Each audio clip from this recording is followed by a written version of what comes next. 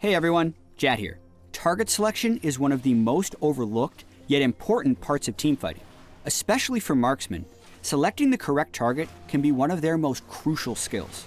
In Game 2 of Cloud9 vs Team Envy from Week 4 of the NALCS, Sneaky achieved the first pentakill of the 2016 Summer Split due to his excellent target selection and positioning. In teamfights, marksmen should be hitting the closest available target. However, if a higher threat target comes into range, it's important to retarget swiftly to deal with that threat. So, before we get into the fight, let's order the threats on Envy's team. The two biggest damage dealers on Envy are Ninja's Ezreal and Lod's Lucian. Therefore, they rank highest on the list. After that, Seraph's Hecarim with Trinity Force is third due to his combination of crowd control and damage. Proxen's Rek'Sai and Hakuho's Braum would be the lowest threat targets due to their lower damage output. Now, let's get into it. The fight begins rather chaotically, with Seraph charging towards Meteos' Elise to try and catch him out of position. Bunny Fufu's Thresh lanterns Meteos to safety, then catches Ninja with a hook. Below them, Envy was trying to throw damage onto Impact's Aurelia, who flashed away. With the hook landing on Ninja, Jensen's Cassiopeia looks to get damage onto him, prompting Envy to try and catch Jensen out. Proxen flashes over the wall to knock Jensen up, then Seraph ults in to try and burst him down. It's important in chaotic fights like these to keep target priority in mind. Cloud9, and Sneaky on Ashe in particular, does an excellent job of focusing on the right targets. Envy, on the other hand, make mistakes, tunneling on less optimal targets. As Seraph ults in, Sneaky manages to avoid him and begins dealing unreal damage. Sneaky ults Seraph for a short CC, then begins hitting him with Ranger's Focus.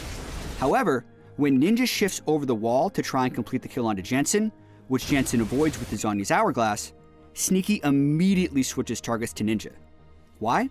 Because Ninja's Ezreal is the top damage dealer on Envy and the highest threat. The instant target change by Sneaky, as well as the hook attempt from Bunny Fufu's Thresh, force Ninja to flash away for his life and allow Sneaky to continue bombarding Envy. The best example of Envy's tunnel vision can be seen here. Hakuho tries to continue on the call to kill Jensen without realizing that Sneaky would be the correct target. Sneaky is the highest threat closer to the rest of Envy's team. Instead of using Braum's ultimate onto Sneaky and the rest of Cloud9, Hakuho flashes to try and land an ultimate onto Jensen, who's too far out of the range of the rest of Envy to follow up on. With Sneaky free of crowd control, he's left to continue picking the perfect targets. Lod moves in on Lucian and actually goes for burst onto Meteos instead of Sneaky and forces Meteos to repel.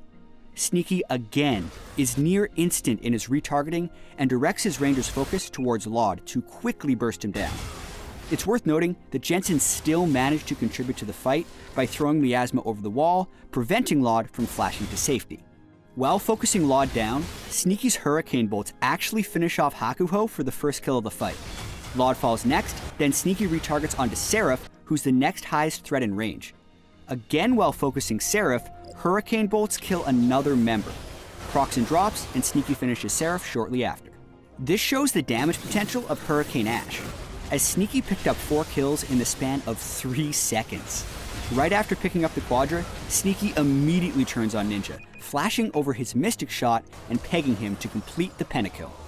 Looking back, it was a combination of poor target selection by Envy, as well as spectacular target selection by Sneaky, that led to this insane pentakill. Had Sneaky been focused by Envy, it's unlikely that he could have dealt such immense damage to Envy throughout the fight. Sneaky managed to maximize his damage by constantly hitting what was in range, and also by changing to higher threat targets the instant they came into range. Perfect marksman play. On Envy's end, they missed out on some crucial opportunities to threaten Sneaky and paid the price. All told, Sneaky was an absolute beast in this fight. He dealt the most damage we've seen yet in Teamfight Breakdown, with 11,745 damage to champions in this teamfight alone. With the pentakill, C9 closed out the series against Envy 2-0 and ended Week 4 with a 6-2 record in the 2016 NALCS Summer Split standings.